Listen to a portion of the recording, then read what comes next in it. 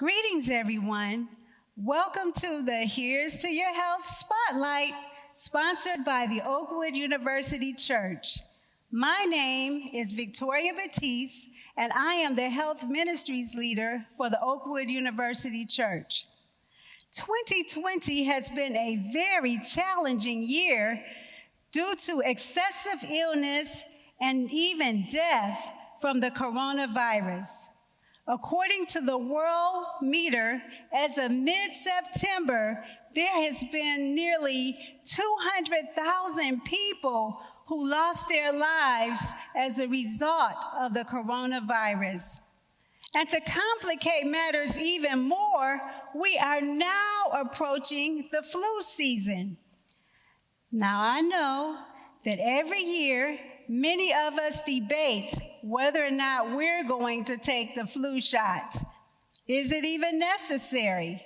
Well, to help us to answer this question, we have the privilege and honor to have as our guest Dr. Jessie Kimbrough Marshall. She is board certified in internal medicine and pediatrics. She is a faculty member at the University of Michigan School of Medicine. She has held leadership positions in local public health and national health care organizations. Please welcome Dr. Marshall. It's my pleasure to be here. Thank you. Thank you, Dr. Marshall, for being our guest today on our Here's to Your Health Spotlight, sponsored by the Oakwood University Church. We appreciate you taking time out of your busy schedule to help guide us as we try to navigate the flu season amidst this COVID-19 pandemic. My pleasure to be here. Okay. Our first question is, why is it especially important to get the flu shot this year?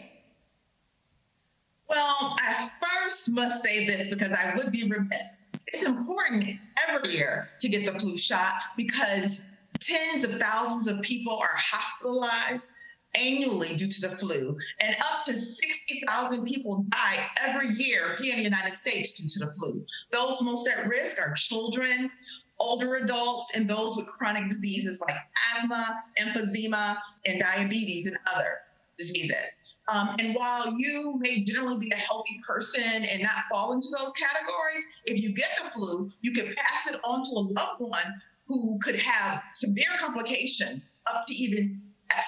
So the flu is serious business. Now, to get to your question, why is it so important to get the flu shot this year? Because, as you said, we are in the midst of a pandemic. And to have the flu at epidemic levels and the coronavirus at the pandemic level is a recipe for disaster. I'll tell you why very quickly.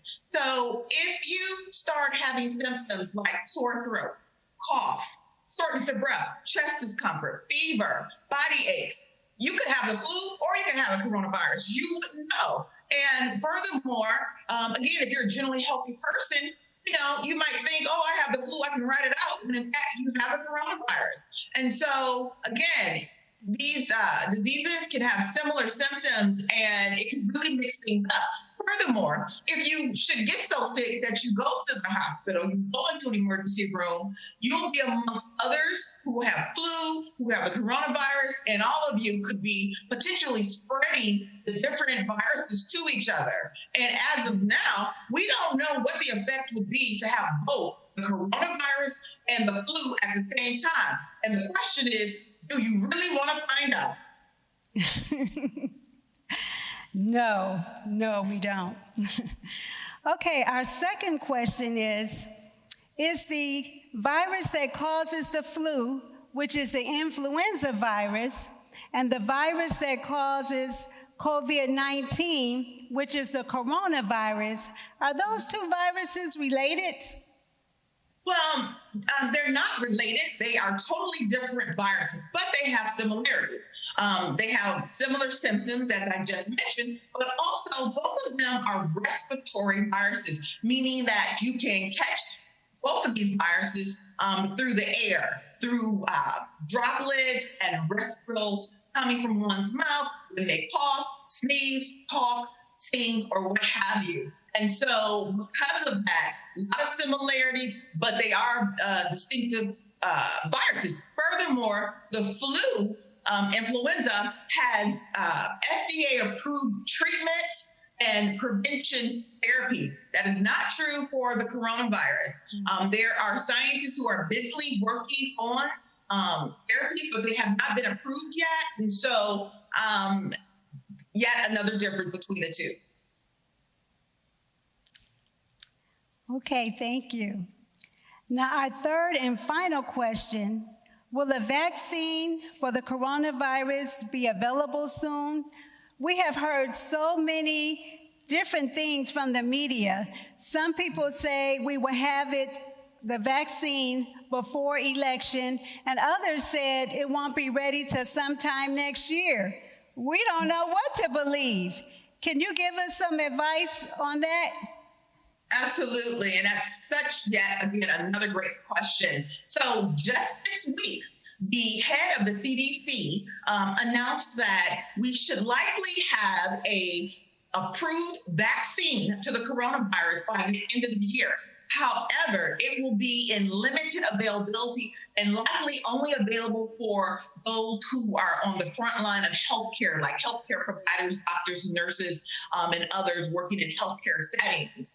It won't be until sometime next year, perhaps even the middle of next year, 2021, where the vaccine will be available to the general public. So there's no quick fix anytime soon. But one thing that is approved to help protect us from the coronavirus is wearing a mask that covers your nose and your mouth. Thank you. Do you have any other closing remarks? Yeah, if you want to find out more information, please contact your local health department, your primary care provider, or you can go to the Center for Disease Control, the CDC website, to look up more information. Thank you, Dr. Marshall, for providing us with another strategy to optimize our level of health and wellness by taking the flu shot. Well, we're signing off now. Here's to your health.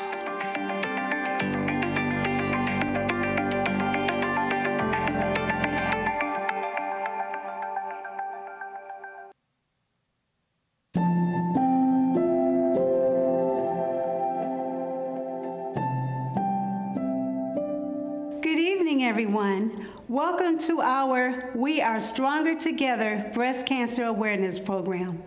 My name is Victoria Batiste, and I am the Health Ministry Leader at the Oakwood University Church. My team and I consider it a privilege to serve you. October is Breast Cancer Awareness Month. According to the National Breast Cancer Foundation, 1 in 8 women will be diagnosed with breast cancer in her lifetime.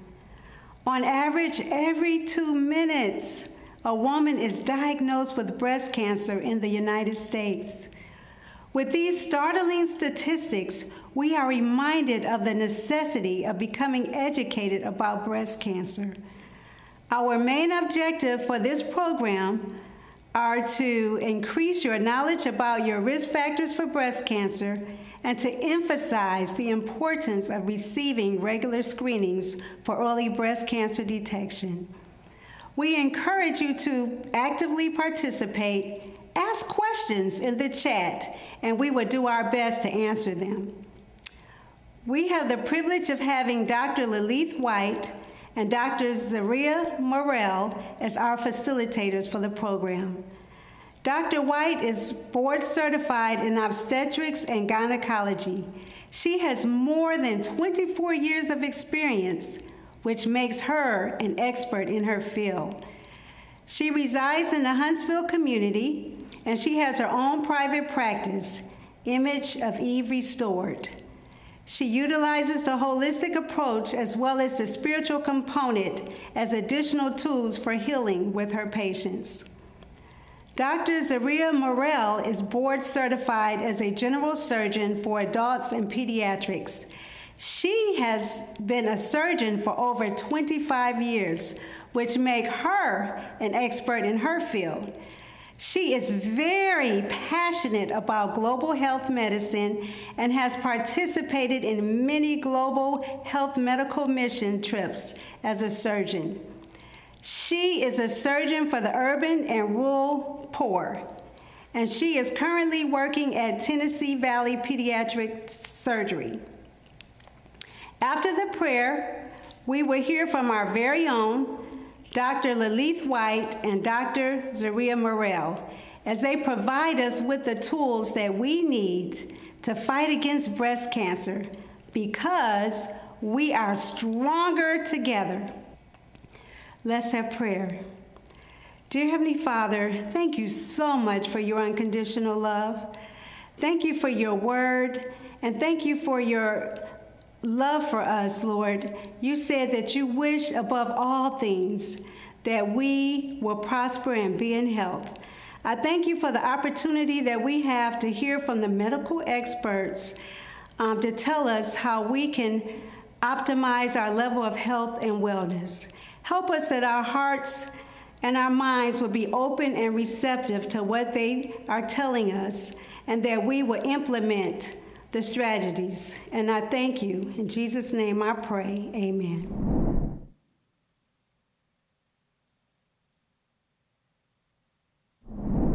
Hello, my name is Lalith White, and I'm a physician here in Huntsville, Alabama, who specializes in obstetrics and gynecology. As an obstetrician, I enjoy bringing lives into the world, and as a gynecologist, I love to focus on female health anywhere from adolescence to menopause and beyond. As a female healthcare provider, I am deeply passionate about stressing breast cancer awareness and emphasizing the importance of early detection through utilization of the different screening modalities we have today. Hence, we're having this heart-to-heart talk today.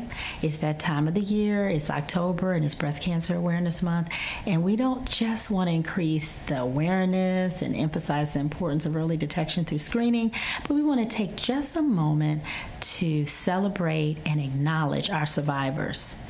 We want to tell you that we commend your courage, your tenacity, and your resilience, and your overall fight. We want to encourage you that we're praying always, and we just want to say fight on. I would be remiss if I failed to mention those survivors that are laid to rest from this fight, that are now resting in peace, and that we have the hope of one day reuniting with in the earth made new. But for right now, let's just get some nuggets and reemphasize some pearls that can help us and better equip us in this fight against breast cancer. So, the CDC, what does it tell us about a woman's lifetime risk of getting breast cancer? It's 1 in 8, or 12%. What does that look like? If we had a room of 1,000 women and we grouped them into groups of 8, 1 woman in 8 would have breast cancer. So this is pretty significant. The CDC goes on to tell us that the estimated new cases for 2020 are 278,480, and that's just for invasive breast cancer. There's an additional 48,000 for non-invasive breast cancer. So this totals a little over 320,000. And then for the deaths, there are 42,000. Now, men, before you tune me out and say, oh, another female issue, let me opt out. You too can get breast cancer. And Beyonce Knowles' father showed us this last year when he developed breast cancer. His sign was a bloody nipple discharge that he ignored because he didn't have this breast cancer awareness seminar and he wasn't aware of the signs and symptoms. Thank God it happened again. He went and got it evaluated and got his diagnosis. So men, you need to tune into, not just because you can be a statistic, but you may be a caregiver to your mother, your daughter, your sister, or even your brother. And we just want to let you know that the CDC says your risk is about 0.1% or 1 in 883 men. So if we had a group of men of 100,000 in a room and we set them off into separate groups of 883, every group would have a male with breast cancer. But even though your risk is significantly less, about 100 times less than that of a woman, it's still a risk nevertheless. So tune in. Now, we may have other people that are saying, I don't even have a family history, and this could be females saying this. But we know from prior knowledge that we used to quote that 25% of the cases are only responsible for family history. The other 75% don't even have a family history. But with the newer research and the newer studies, we see that only 15% are family history and 85% don't even have a family history. So everybody needs to tune in. Other nuggets about breast cancer are its death rates. Out of all the other cancers except lung, it has the highest number of death rates than any other cancer. So it's pretty significant. But some good news that's out there is that the death rates have been steady for women that get breast cancer under 50 since 2007.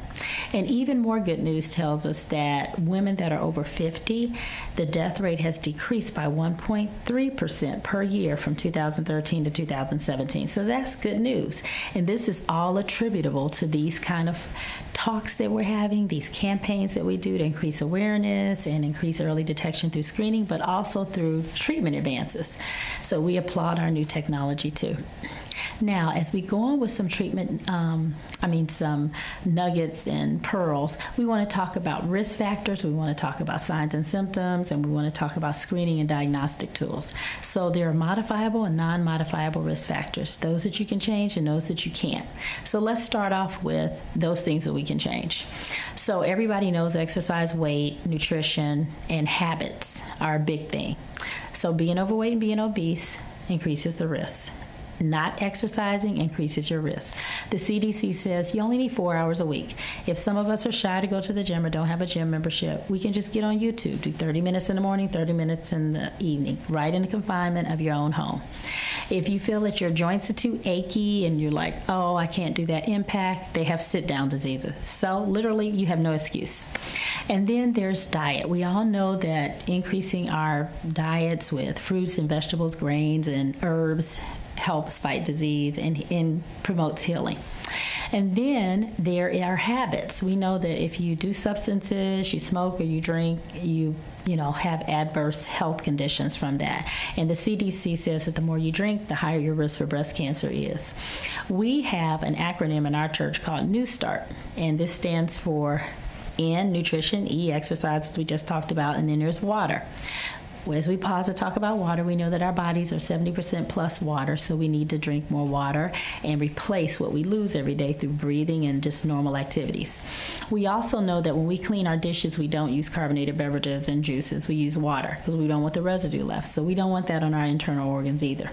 And then the rest of the acronym START for sunshine. We know the sun is soothing and healing mentally, emotionally, physically, and spiritually. We know we get our vitamin D from the sun. And then that other T for START is temperance. We know that we don't want to overdo anything. We don't want to overwork. We don't want to oversleep. We don't want to over-exercise. We don't want to overeat. So even if you're eating the right things, you don't need to overeat. And then the A for air, we need photosynthesis to occur because we need oxygen and the vegetation needs carbon dioxide, so we need to go outside and get that. If you have plants in your home, that's great. You can get your photosynthesis in your home with your plant, but you need to get out and get some ventilation. Rest. We know that if you don't get enough sleep, then what do? You're not optimal for the next day's work tasks. You're not alert, your cognitive skills are impaired, your immunity is weakened, you are more susceptible to get sick, you're agitated easily, you overeat, just name it. And then there's trust in divine power. We know that that's the sine qua non for everything, for good health. We need to trust in God, Philippians 4:13. When you get this diagnosis, I haven't been diagnosed, but for my sisters that have, you may say, how can I handle this? But the Bible tells us in Philippians 4:13 that you can do anything through Him because He will strengthen you. And we want you to have that take-home message in this talk. We talked about the modifiable with the nutrition, exercise, and the risks from habits. But the non-modifiable we didn't talk about. The CDC tells us that gender and age are the major ones. Being a woman and getting older, you're going to get breast cancer. So let's start with gender. In this culture, in this society of transgenderism, the natal sex, that means the sex you were born with and given at birth, is the one that determines breast cancer risk. So if you were born a female, you're going to have the risk 12%. The other thing, age. Most of these breast cancers are detected after the age of 50, And so that as you get older, your risk for breast cancer increases. Then we have ethnicity. Black females and white females have the same rate of getting breast cancer. However, blacks are more likely to die of breast cancer, and that's probably because we get detected at 45 years of age or less, where it's more aggressive. Anything less than 50, which is the average, is more aggressive and decreases a good prognosis. And then we have the Ashkenazi Jews. They have a greater risk of getting a BRCA gene mutation. You all have probably heard of the BRCA genes. The BR in BRCA is for breast, and the CA is for cancer. So these are breast cancer genes that have been mutated, number 1 and number 2. So if you have this gene, it's a blood test that you get a DNA analysis. If they deem that you're at high risk, they do this blood test. If you come back positive, you're not just at increased risk for breast cancer, but ovarian cancer as well. And if you get breast cancer, you get it at an earlier age, so it's more aggressive, and the prognosis may not be as good. So Ashkenazi Jews are at increased risk for this breast cancer mutation. The other thing of note here is the average risk for a woman in her lifetime of getting breast cancer is 12%, but for this individual that has the BRCA gene mutation, it can be 50 to 60% chance. So you can see this is huge. These women may opt to have their ovaries taken out early, so they go into a premature menopause, and like we talked about earlier, shortening that lifespan of, or like we're going to talk about now. Menarche and menopause are other reproductive reasons that you can't control of increasing your risk. If you started your menstruation, which is menarche, at 10 or 9, that's early. Average age is about 12 or 13. And if you became menopausal late, like at 58, instead of 51, the average age, then you increase this window, this time frame, to have unopposed estrogen. If you shorten it, then you have a shorter time frame to have unopposed estrogen, and you decrease your breast cancer risk. How do you shorten it? Coming into the menarche or your first period late in life, like 13, 14, or even 16, and then becoming menopausal at 42 or 50, but not 58 or 56. So these are things that can decrease your breast cancer. I mean, these are things that can decrease your breast cancer risk, but at the same time, you don't have any control over when you become menopausal most of the time, unless it's surgical, and then you don't have any control over when you start your first period. The other thing you have no control over is your family history. If you have a first-degree relative, your sister, your mother, your daughter, your brother even, that has breast cancer, that increases your risk. If you have multiple family members that have breast cancer, that increases your risk. And then, like I said, the genetic makeup, if you have the BRCA gene mutation, that increases your risk. If you have a personal history of having breast cancer 10 years ago in one breast, it increases your risk to have breast cancer in the opposite breast. If you have benign breast diseases, fibrocystic disease, or other benign breast diseases, that increases your risk. If you've had Hodgkin's lymphoma when you were younger and you had to get radiation of your chest, that increases your risk if you were in childhood or early adulthood when you got radiated in the chest area. So these are things. The other thing is, if you've ever been exposed to DES, or called diethylstilbestrol, that was given between 1940 and 1971 to prevent miscarriage, those women that were given that pill, they have increased risk. And the fetuses of the moms that were exposed, they have increased risk too. So these are non-modifiable risk factors. As we move on and talk about the signs and symptoms, there's a lump, there's retractions, there's dimpling, there's nipple discharge, particularly bloody nipple discharge, and then there's adenopathy. Adenopathy are just swollen lymph nodes. They can be under the arm, that's the axillary region. They can be above your clavicle bone, called supraclavicular, so you want to feel in here. And they can be cervical nodes, and they can be submandibular, below this mandible or jawbone. So you want to feel for those areas when you're doing your self-breast exam. But the retractions and the dimplings come when you look in the mirror and you push your shoulders forward, and you see if you get any pulling of your skin or disfigurement anywhere in your breast tissue. That should alert you to talk to your doctor and have them evaluated. If you put your arms in any of these positions and get those findings, you need to have it evaluated. So that's what that is. Now, moving right along to screening tools and diagnostic tools, you have the self-breast exam, you have the physical exam by a healthcare provider, you have the mammogram, which is a screening and a diagnostic mammogram, and then you have an ultrasound, and ultimately the breast biopsy. The breast biopsy is a sine qua non of diagnosing breast cancer. You can't be diagnosed with breast cancer without breast tissue. So you go and you do your self-breast exam. You should do that every month, 1 week after your period. And if you don't have periods, you should do it the same time every month. You just lift that arm up of the breast that you're going to examine and use the 3 middle fingers, the fat pads, because they're more sensitive, and you pretty much go around the breast, either inner to outer or outer to inner, and you cover the whole breast tissue, or up and down, up and down, up and down. And you try to make sure you get everything. You also want to test underneath your arms and in all these regions we talked about earlier where there could be nodal swelling. Now, if you have nodal swelling, please don't run and say, oh my God, I have cancer. That is very nonspecific. You can have the common cold, you can have sinusitis, you can have anything. But you just want to be familiar with all the areas that need testing. Now, the other important thing about self-breast exam is that you are with yourself 365 times of the year. Your doctor at the most may see you 6 times a year, and that's a lot. Probably only twice or 3 times. So you're going to be in touch with your body sooner, and you're going to diagnose it. And really, that is the way the statistics tell us breast cancer is diagnosed, through a lump that the patient diagnosed. So this is very important. The next thing is the mammogram. And you're saying to yourself, screening and diagnostic, what's the difference? Well, let me give you an example. You may have had a normal screening mammogram in January, and later on in August, you feel a lump. And you say, oh, I don't need to tell the doctor. I've had a normal screening mammogram. No, no, no. This is a new onset of a new finding, and a diagnostic mammogram does more views because it's needed now. You feel a lump. The screening mammogram does less views, so you need to go to your doctor and have him order a diagnostic mammogram. Now, there are 2 different mammograms that everybody's familiar with, the 2D and the 3D. The 2D is 2-dimensional, the 3D is 3-dimensional. And the 3-dimensional allows less callback and less follow-up and less missing, or, detecting a cancer that was there that the 2D may have missed. So the 3D alleviates that problem. It detects more than what the 2D would detect. So people that have dense breasts can go get a 3D. And now there's insurance coverage. Some of the insurance carriers are getting on board. Before, you may have had to pay a little bit out of pocket. I think it was $61 to $100, but your health is your wealth.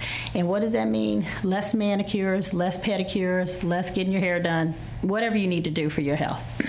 Now, moving right along, the breast spot, after the 3D mammogram and the 2D mammogram, you may still have a negative test. You go to the ultrasound because on the physical exam, the doctor felt a lump and you felt a lump, but yet the mammogram says it's negative. The ultrasound may say, oh, it's not that important. It looks like a little cystic thing. Let's move right along. No, no, no. If you feel a lump, it must have a biopsy done at that time. You do not need to follow a lump unless it's just for a month if you think it's related to your period. But if you come back in a month and that lump is still there, you need to have a tissue biopsy.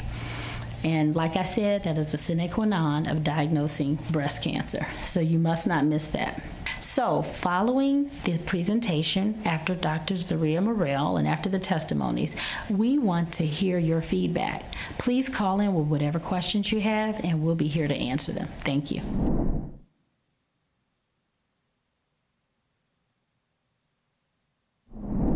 Good evening, everyone.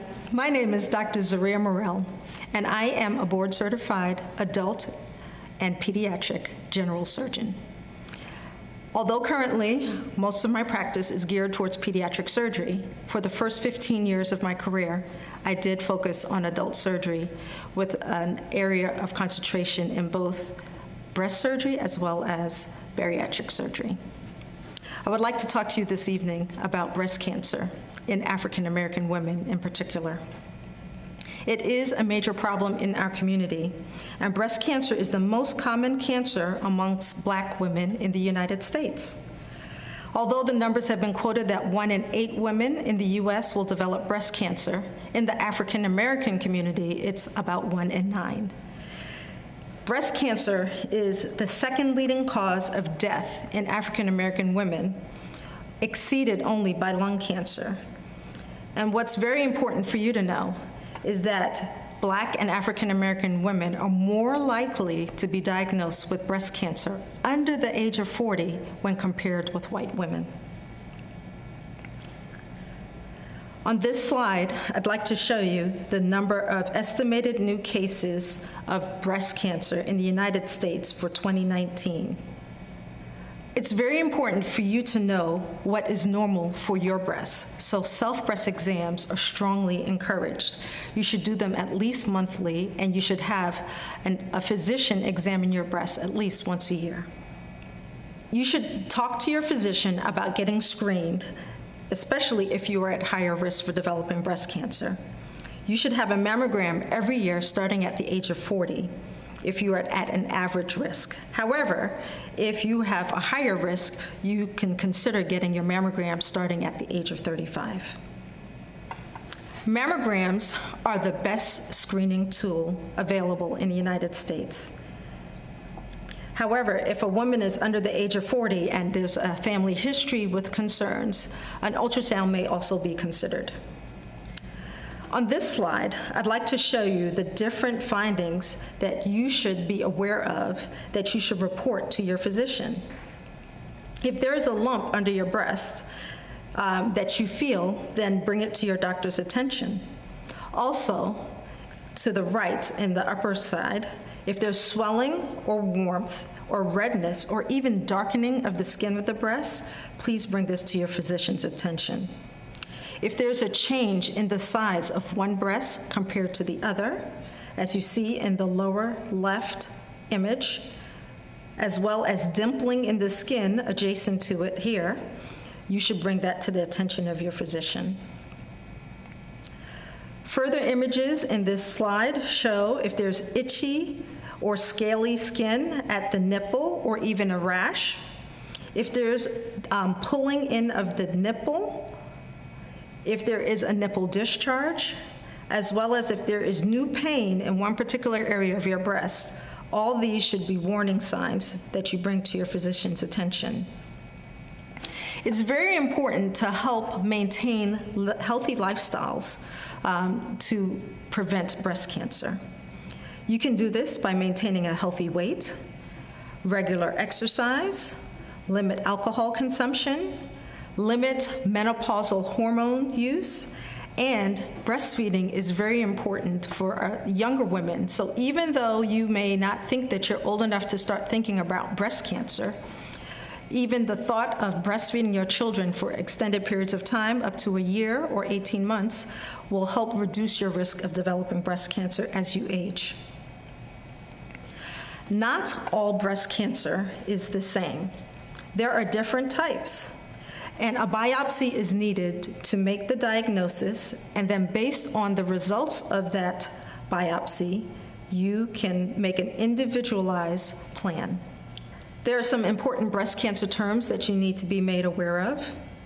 Ductal carcinoma in situ, which you can see in this slide, shows that the cancer cells have been contained within the ducts of the breast. Invasive carcinoma is when the cancer has gone outside of the ducts of the breast, as well as also outside of the lobules. Those are two different types of breast cancer terms.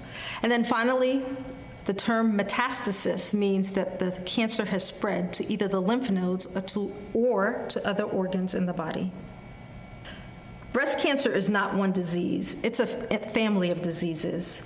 Inflammatory breast cancer, papillary carcinoma, and triple-negative breast cancer are other terms that you may have heard from your physician. Breast cancer has to be staged. The earliest stage is stage 0. Stages 1 and 2 are early breast cancer. Stage 3 is when it's advanced and it has spread outside and maybe even to the lymph nodes. And stage 4 is when it has spread to other places as well. There are different ways to treat breast cancer. They can be categorized as local treatments and systemic treatments. Local treatments include surgery with lumpectomy, which is just removal of a lump of tissue surrounding where the cancer is. Mastectomy is when the entire breast is removed, and the option of reconstruction of the breast is also possible with the help of our plastic surgeons.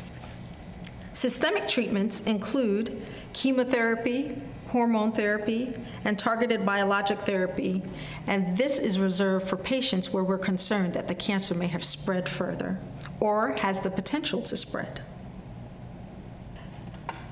Each treatment is personalized based on the patient, the biology of the tumor, the stage of the breast cancer, your overall health and age, and other medical issues, as well as your personal preferences. A personalized approach is used based on the profile of each tumor, and this is very important based on the pathology report. You may be able to participate in a clinical trial, and these are important because you may have some new therapies that are not available to the general public. Based on Susan G. Komen, these new trials are available, and your physician will be able to guide you on what is best for you. Social support is very important, as you've heard from our panelists, and this needs to be also included in your treatment therapy. I want to thank you for this opportunity to talk to you about breast cancer awareness. I just want to review with you what we've talked about today. Breast cancer is a problem in the African American community, and it's important that you take time to know the risks that are involved. Talk to your family members. Get to know both sides, from your mother and your father, those who may have had breast cancer. Get screened by having a mammogram or an ultrasound. Know what your normal is by doing self-breast exams monthly, and make healthy lifestyle choices. Also, take the time to share what you've learned today with someone else that you know. Thank you for this opportunity.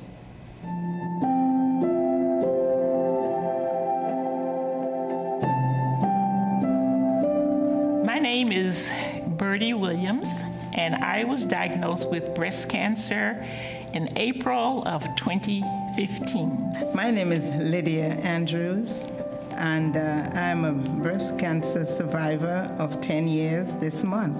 Hello, my name is Miriam Battles. I'm a 6-year breast cancer survivor. I was diagnosed with breast cancer in 2010, October, just after I had spoken with a group of women encouraging them to have their mammogram. I had gone every year for my test, and thinking that this year would not be any different than the previous years, I was very confident that I would come out okay. So I had done my scheduled mammogram, and the next morning I was sitting in my chair having devotion and had this sharp pain in my left breast. And I said, oh, that's a problem. Lo and behold, when I did go for my mammogram, I was told I had to wait because the doctor wanted to talk with me about further testing. So I went to see the doctor, and he showed me a very small spot, and he wanted to do a biopsy, and I agreed. The biopsy came back that I had stage 1, invasive ductal carcinoma. So of course they scared me to death. You need to do something within 3 weeks, and all this, you know. But as it turned out, it was very small, 0.5 centimeters. He asked if he wanted to do a BRCA test, and I didn't know what a BRCA test was, and it was one that determines if you have family members that have the breast cancer gene. I had met all the criteria of not having risk. I had breastfed my children. I had no hormones during menopause and no family history. So the only thing that we can think of was maybe stress that started that. I was scared to death of cancer. I accepted it as a death sentence. So every time I went for treatment and I sat down in the chair, I cried because I felt like I was sitting in an electric chair. I had 7 weeks of radiation, 5 days a week. I went to have radiation at the CCI here in Huntsville. I was very, very hesitant because I heard about research and found out about all the side effects that can happen from chemotherapy. And so in talking with my son, he said that I had done the surgery, so why not continue with the rest of the regimen that the doctors had outlined. I prayed about it, and I said, Lord, if this is the way you want me to go, just show me. I just wanted to say with the whole experience, God was with me. I had excellent support during this time. My family was there, my friends were there, my church family. I could not have asked for a better support group. I went through the weeks of radiation and finished up the radiation therapy, and now I'm free of cancer after 10 years. When you receive a big diagnosis, I want to encourage everyone to know if you receive a big diagnosis, you're going to receive a big blessing. I did some research because I didn't want to continue with chemotherapy. So I started to do some research, and I found that there are ways that you can help heal yourself without taking all of the drugs. What you eat and, exercise and drinking your water and some of the other things. Having trust in God, temperance, fresh air, all of those, and rest, all of those are things that help the body to heal itself. A lot of people don't know how they should manage themselves after being diagnosed with cancer. It's because they go back to the same eating habits and things just continue as they were. So I would admonish anybody to please get yourself on a diet, a lifestyle change, so that you can so that your body can do the things that it needs to do. Don't ever stop fighting. God is there. He has worked miracle after miracle after miracle for me.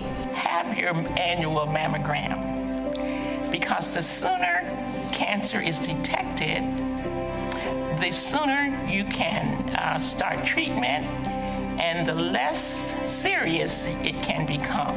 Have your mammogram and have a lifestyle that includes fruits and vegetables of all colors. Drink water, trust God, and believe in yourself. So it was very encouraging to see how God supported me throughout this entire endeavor. Thank God He held me all through this, and I'm thankful that I have survived and will continue to serve Him until He comes.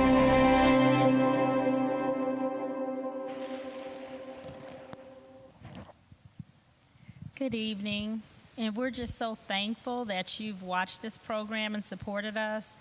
We hope that you will realize that breast cancer is serious in our community, and specifically the African American community. I didn't see many questions here. I do want to emphasize something as I was stating, that I hope you realize the seriousness of it, and also realize that we need to do the screening tools to make sure that we do detect it and detect it early so we have a better chance of survival. But I think I forgot to say when I was doing my presentation that of note, Native Americans, Asians, and Hispanics have a lower rate than the other ethnicities when I did point out the ethnic risk factors. And I did want to mention too that when you get your diagnosis, it's important to know what type of breast cancer you have. As you heard in the presentations from my colleague and myself, there's non-invasive and there's invasive. And when we gave the estimated cases that the CDC, or the Centers for Disease Control and Prevention, had estimated for 2020, they had the 278,000 for the invasive, but then there was an additional 48,000 for the non-invasive. So I just want to take time real quickly and briefly to explain that. Some of us may talk to our sisters and say, oh, you had a mastectomy. Well, I only had a lumpectomy. Well, I didn't have any surgery. I just went straight to chemo and radiation. Well, when you talk to your sisters in the community and your friends, it's important to compare apples with apples and oranges with oranges. Oftentimes, we're comparing apples with oranges. So you may be talking to your sister friend who had ductal carcinoma in situ, and then you may have had invasive. Those are two different things. The former one is common, but it is not invasive. It's a precancerous condition or pre-invasive. It's not invasive. So the treatments are going to be different. You can't look at your sister who had a lumpectomy or didn't have any surgery at all and say, well, you know, I'm going to do the same thing, and you have invasive. Your outcome will not be the same. In fact, it will be catastrophic. So it's important to know what types of breast cancer you do have.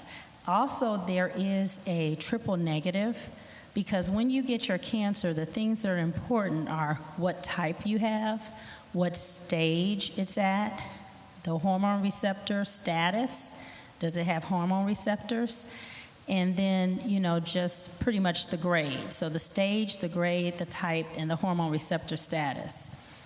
If you have a stage 1 or 2, you know that's early, like Zaria, Dr. Morrell told us, and stage 3 and 4 is when you're, you know, a little bit, you know, less likely to have a good prognosis, but still people have survived with a stage 3 and stage 4, depending on different things. But I wanted to say with the triple negative, that means they don't have any receptors, and therefore you can't use the different hormones that you may hear another girlfriend or sister or friend say they used. So that's very important, just to know what type of cancer you have, because it's going to be a different treatment and, you know, just a different journey. I would like to say that you have to take into consideration that each person has to make individualized plans with their physician when they are diagnosed with breast cancer. I know that we have talked about using different therapies, different types of procedures, as well as changing our lifestyles. And I think it's very important that we emphasize that you can change your lifestyle. Some people have even considered not doing traditional therapies such as surgery or chemotherapy and then replacing that with lifestyle changes. But I just want to let you know that you should also consider doing your lifestyle change in addition to the type of therapy that has been recommended by your physician.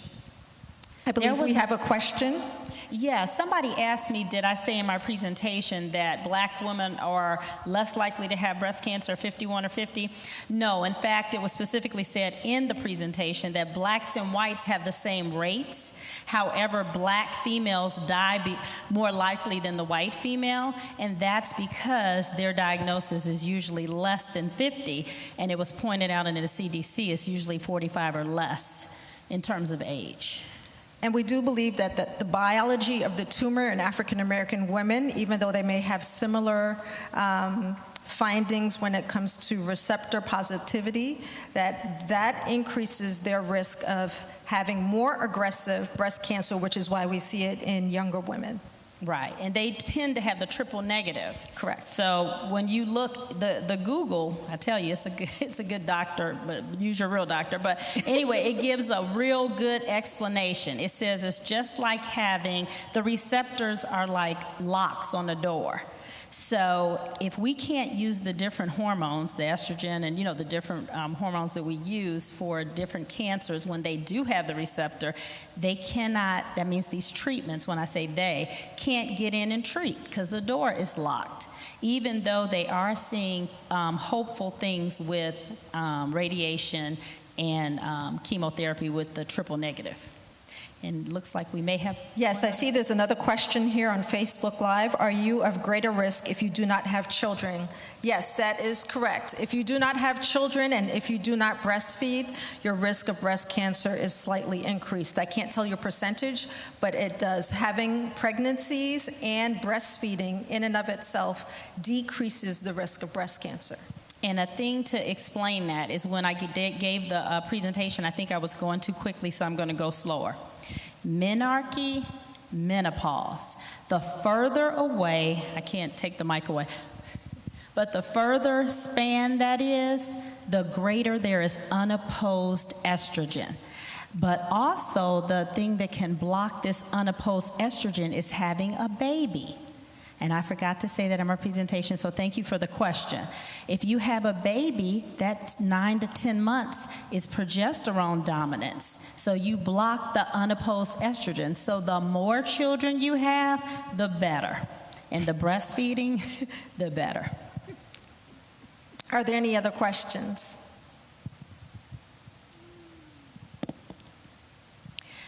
Well, if that's it, we just want to thank everyone for tuning in. You agree, Dr. Morrell? Yes, thank you so much. I really appreciate this opportunity for you guys to let us share about breast cancer awareness, and I believe we're going to have a closing prayer at this time. Prayer. As she's coming up, we just want to remind you, this is not a death sentence. Absolutely not.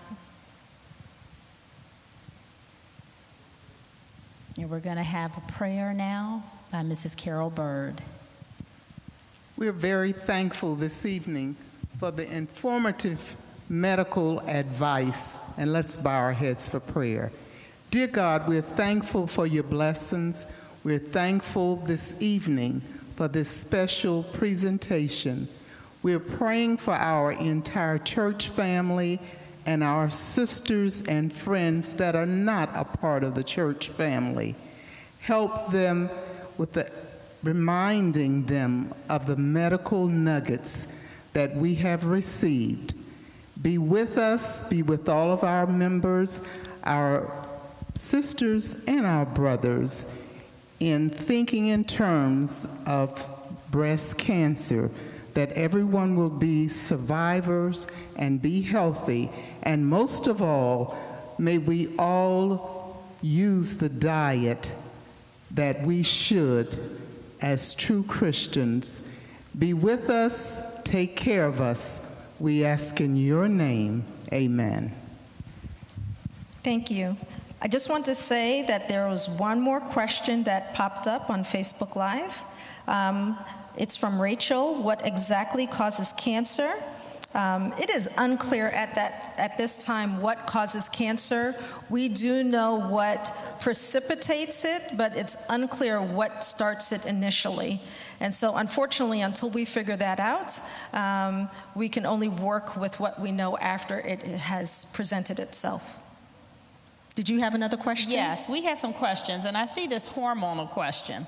So yes, when you get into the age of menopause and you want to use hormones, oftentimes as a gynecologist, which I am, we will put you on an estrogen and progesterone combination if you still have your uterus, because if we give you just the estrogen, which is what you need in menopause, not the progesterone, it will cause the risk of uterine cancer. So we have to oppose this estrogen to prevent the uterine cancer while we're trying to treat the menopause. Now, what the Women Health Initiative study showed is that when you combine these two hormones, the progesterone and the estrogen, there is a risk for the breast cancer. So normally what we're trying to do as gynecologists is before we put you on these hormones, we ask questions about family history, genetics, etc., for risk factors for breast cancer, and then you won't be a candidate for that. There was another question about where do you go to get more information on this subject. Mm-hmm. Like I said, the CDC, when you look up questions about medicine, go to reputable sites. Make sure you're going to CDC, American Cancer Society, American College of OBGYNs, or American College of Surgeons. Mm-hmm. The Susan G. Komen Breast Cancer Society is also a great source. Right. So make sure you look those reputable sites up. And if you had a hysterectomy and was placed on hormones, could this make you more susceptible to breast cancer? The hysterectomy doesn't make you more susceptible. Of course, the hormones do, for the very reason I was saying before. If you find out your family history, get BRCA gene testing if you need it. Of course, if you have the mutation, you don't want to do anything that could increase your risk factor. And if you've had a hysterectomy, your ovaries could still be there. So if you aren't menopausal yet, then you have that estrogen source too. If you have dense breasts, does that increase your risk of breast cancer? Yes. So yes, having dense breasts in and of itself does not increase your risk of having breast cancer. However, if you're not familiar, this is why we mentioned in the presentation that you need to know your breasts for yourself. So if you know where all the lumps are in your breasts because your breasts are dense, you'll be able to detect when there's something different and then be able to pursue it with your physician. Right, and like what we were both saying, with dense breast tissue, of course, you may miss a diagnosis of breast cancer. Somebody asked if you have children, did that decrease or increase your risk? Now, remember we were saying the more children, the more likely you are to block that unopposed estrogen span of time that a woman has from the first day she starts menstruating, menarche, to the last day she menstruates, which is menopause. So anything that can block that long time span, and that is having children, will decrease your risk of breast cancer. There's a question from a friend of mine that I used to sing in a choir with back in New York long ago. And her question was, if you didn't breastfeed because of medical reasons, what happens? Now, I know that breastfeeding in and of itself does decrease the risk of breast cancer, but I believe that you should just be more conscious about doing your self-breast exams and be regular with getting your annual breast mammograms. Absolutely. If you can't do anything about that, you can't do anything with that, so don't worry about it. But one thing I did want to say, I'm so sorry. One thing I did want to say is, you cannot do one screening modality and think that's great. We did a seminar here at Oakwood University Church where we do these yearly. For those that are tuning in, tune in every year, we do these. And there was a lady that came and she wanted to give her testimony. So she was an administrator and she knew about the 3D. So she said, well, I'll just have one of my doctors order me a 3D every year and I'm good because that's the new technology. I'm great. Well, guess what? One year, they decided to say, hey, they told her 3D was normal, and they said, well, you know what, let's just take a biopsy of this area. Just, randomly, let's take a biopsy. It was invasive breast cancer. I see that. Not only was it invasive breast cancer, when they went in to do surgery to get the tissue out, it spanned the entire width of the breast. Stage 4 because of the size, and of course it had spread. What am I saying by this? The 3 tools are self-breast exam, mammogram, and your tissue biopsy if you need that, if somebody feels a mass.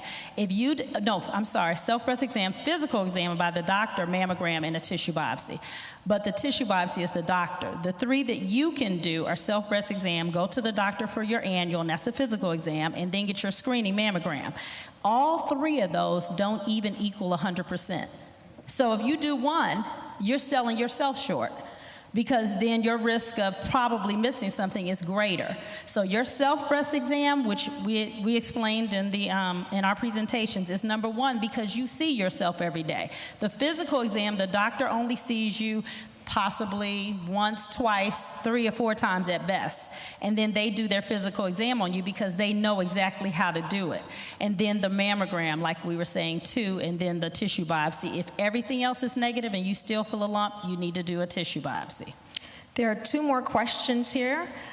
Is it possible for women between the ages of 18 to 25 get breast cancer? Yes, it is possible. It's extremely rare, but there have been young ladies diagnosed in their late teens. I've even seen teenagers, 14 and 15, diagnosed with a different type of breast cancer, but it's breast cancer nonetheless. And they have to be treated individualized plans based on the pathology. Remember, we mentioned in the presentation that once we remove the lump, it goes to a pathologist where they're able to make a diagnosis of the specific type of cancer that you have, and then based on all the data that we have, we will determine, along with the physician, what's the best way to treat each individual person's cancer. And I wanted to comment, when they're younger, it's more aggressive because nobody detects it. So they're going to detect it later, too. There was a young lady here. Now, this is ovarian cancer, but just giving it an analogy. There was a young lady here right on this campus. I know her mother. She walked around with an ovarian cyst, and no doctor here wanted to touch her. Oh, it's just physiologic. She's only 18. So finally, somebody in Birmingham or Nashville took it out after years of ignoring it, and it was ovarian cancer. Not only was it stage 1 or 2, but she was thrown into chemo and radiation like immediately, and she's only 19 now. So it's important to know your body and not to ignore anything or overlook anything. All right, there's a couple more questions that I see here. I'm just going to read it. My mother died in July from the medications from her breast cancer. Are warnings given for this? So unfortunately, I can't really comment on that. I do know there are various types of therapeutic agents that are used for breast cancer. And first, let me offer my condolences to you and your family. However, it also depends on what stage that your mother was in. It also depends on what type of health your mother may have been in at the time that she was undergoing her treatment. And so all those are incorporated into how she may have reacted to the therapies that were provided to her. And so I can't really answer that question, but yes, there are warnings that the oncologist is supposed to inform you about how the side effects of each individual medication affects you, and you're supposed to review that with them. I always strongly suggest to each of my patients that you should be able to dialogue freely with your physician about what type of care is being offered to you. Don't just say, okay, doc, whatever you say.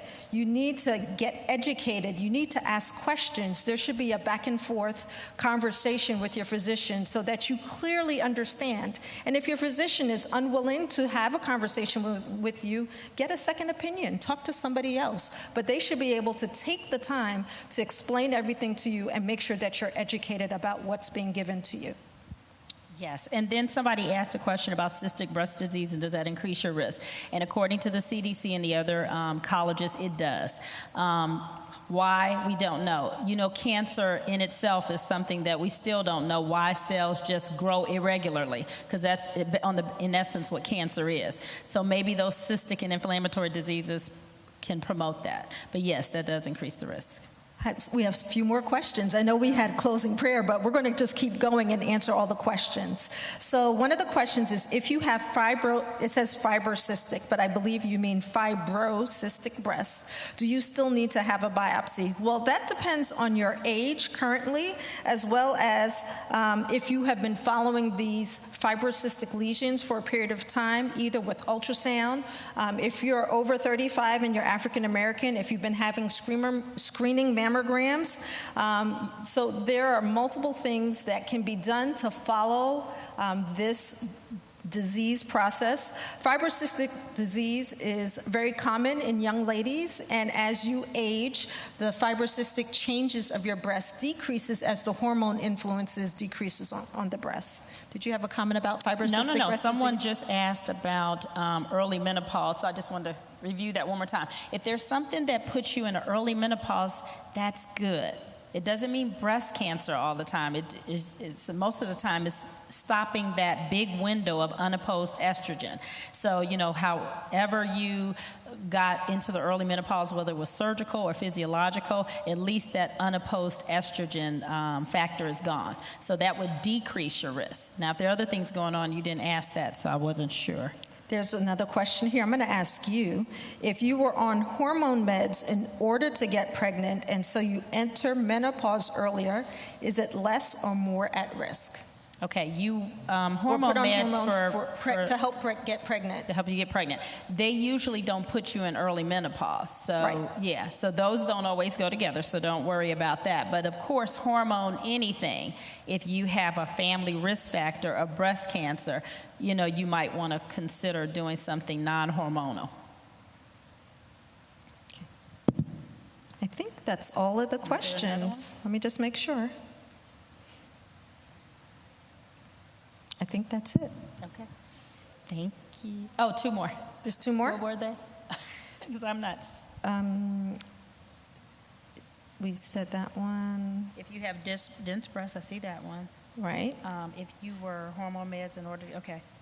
If you had a hysterectomy and was placed on hormones, could this make you susceptible to breast cancer? Okay, yes. Remember we were saying that the hormones that are given for menopause, because it's the estrogen factor that we're trying to replace in menopause. If you have a family history or you carry the BRCA gene, yes, you're at increased risk. Oh, there was another great question. Do you recommend any vitamins or herbs for a young lady when she begins her menstrual cycle? There aren't any particular, there isn't one. There are many, just like there are many fruits. I don't tell somebody which fruit to eat. I don't tell somebody which vitamins or, herbs, because, herbs are for the leaves are for the healing of the nation. And there are many herbs you could get on that will, increase your health status. So, just visit Vitamin Shop or GNC. You can't go wrong with, getting any of those. I don't know any particular ones for that. And I would say also that to make sure that you research the vitamins, because there's a lot of information out there, and you should make a prayerful and educated decision. I'm always pushing reading, research, and education. So don't only look on Google. Feel free to go onto a lot of the medical literature websites. One in particular is PubMed, and you should be able to look up for different specific keywords and then find data to then read the papers. Now, you may not be able to understand all of it, but just to look it up and then bring that to your physician and have a discussion with them. Just make sure I got all the questions. Oh, there's some more. Here we go. There's more questions. Does lymphedema weigh in negatively as multiple hysteroscopies, progesterone, immunosuppressants, blood thinners, etc.? That's a lot. Okay, that's a big question. First of all, multiple hysteroscopies do not weigh in. A hysteroscopy is looking in the uterus, and oftentimes we take a biopsy. A lot of people that do not get that done, sometimes they have hysterectomies without knowing they have uterine cancer, but that's another cancer. That's not breast. But yeah, that does weigh in. A hysteroscopy, that's a total different thing going on here. Here's a couple more questions. I am afraid of exposure to radiation during a mammogram. So I will tell you that the amount of radiation that you get from an annual mammogram is less than what you get from going out for walks outside in the sun. You get exposed to radiation as well, going outside for a walk. And so I would strongly recommend that you still proceed with getting a mammogram. There's really no need to do a mammogram under the age of 40 unless you have an increased risk factor based on your family history, and as well as whether you're African American or not, as well as you can also do non-radiation screening of the breast, which includes ultrasounds and MRI. MRIs of the breast is a great way to evaluate the breast without exposure to radiation. A breast MRI can also make a diagnosis of breast cancer if you feel that strongly about being exposed to radiation. And I just wanted to comment and agree with my colleague that it is a low dose of radiation, hence the reason why you have to have a flattened tissue area when you go for the mammogram, and some people are discouraged from going because of the discomfort. They have to flatten the area to get the rays to go through, because the radiation is so much less than a chest x-ray or x-ray of the bone to see if it's broken, etc. Okay, more questions. They're still coming. This person asks, I'd really like to hear more about fibrocystic breast disease. My doctor recommended Primrose Oil for any discomfort. So Primrose Oil is an herb that we do use, that we do recommend. It decreases the pain that comes along with fibrocystic breast disease. We're also aware that caffeine can increase breast pain. And so we recommend that you decrease your intake of caffeine as well as decrease your chocolate intake. Chocolate, caffeine also have an influence on breast pain, which comes along with fibrocystic breast disease. Okay, there was a concern. Someone said that they wanted to know how long to take the breast cancer medication after breasts are removed, because their mother was in remission, and when she was still on the medication, she developed ovarian cancer. That probably was not because of the breast cancer medicine. We're not sure if she had a BRCA gene, which could have explained the link between the breast and ovarian cancer. So more details on that case would have to be forthcoming before we could really comment on that wisely. But usually, even when your breasts are removed, there's still some residual tissue. So that's why some doctors will still continue on medicine to make sure. And like we noted and pointed out in the presentation, that breast cancer in one breast increases your risk to have breast cancer in the other breast. So, just to be preventative, some doctors will do that, and there's nothing wrong with that. And then you said, can you get breast cancer from using an IUD? There's hormonal and non-hormonal IUDs. So once again, and the hormonal one is usually not estrogen. I can answer the other question here. Oh, I'm sorry. Were you finished with that? Yeah, you're fine. So there's a question about if you have a breast reduction before childbirth, does that increase the chances?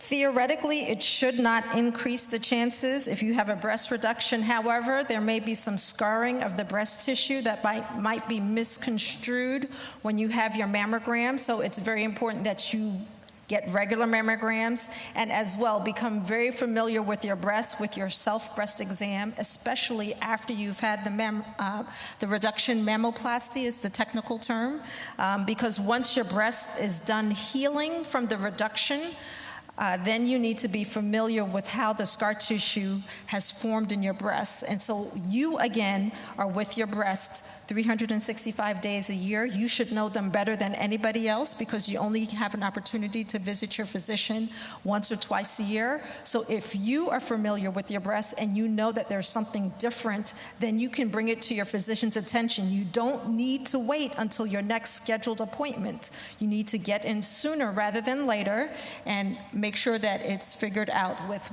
ultrasound or mammogram or breast MRI. I know many times women who have breast reductions sometimes will opt to do an MRI instead. And to piggyback on that, for those women who do breast augmentation or breast implants, similarly, you need to be still doing regular breast exams as well as getting ultrasounds and MRIs as needed. And we'll end on this note. Okay. Oh, there's two more. Okay. I know. I just had a biopsy and they found cancerous cells in my breast. I have an appointment with an oncologist. What are some of the questions that I should be asking the oncologist? So some of the questions you should be asking, I would recommend that you go to the Susan G. Komen website. They have a great list of resources of questions that you should be able to review for yourself so that you could become more familiar, as well as questions that you should be able to ask your physician. And then there's another question, is breast dryness and itching associated with cancer or menopause? So the itchiness and dryness of your breasts can be a warning sign of breast cancer, and especially if it's new. If it was not present before and it suddenly becomes present, I would bring this to your physician's attention. Do not wait. If this is a new symptom that you have of your breasts, go ahead, make an appointment with your physician, and make sure that you go visit them so that you can figure out what's going on. All right. I think there's one more question. Are there any more questions? Hormone replacement? Pellets. Okay.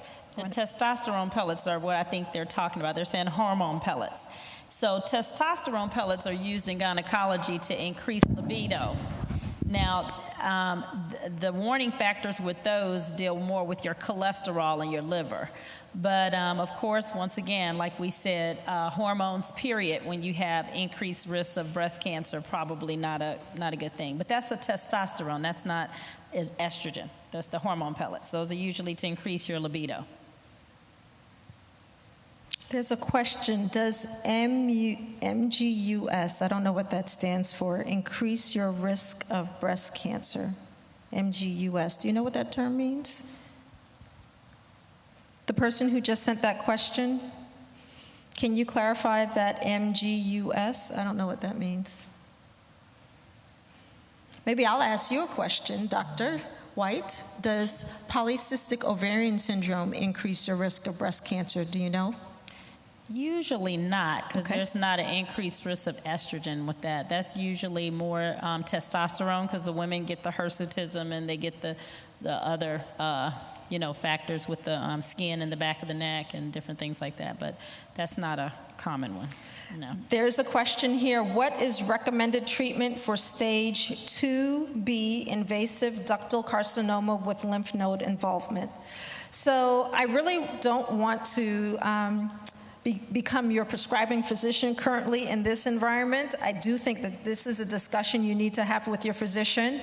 But again, going back to the types of therapies, there is the option of lumpectomy. There's an option of mastectomy, which is removal of the entire breast. And typically, along with a lumpectomy, they will do a lymph node biopsy.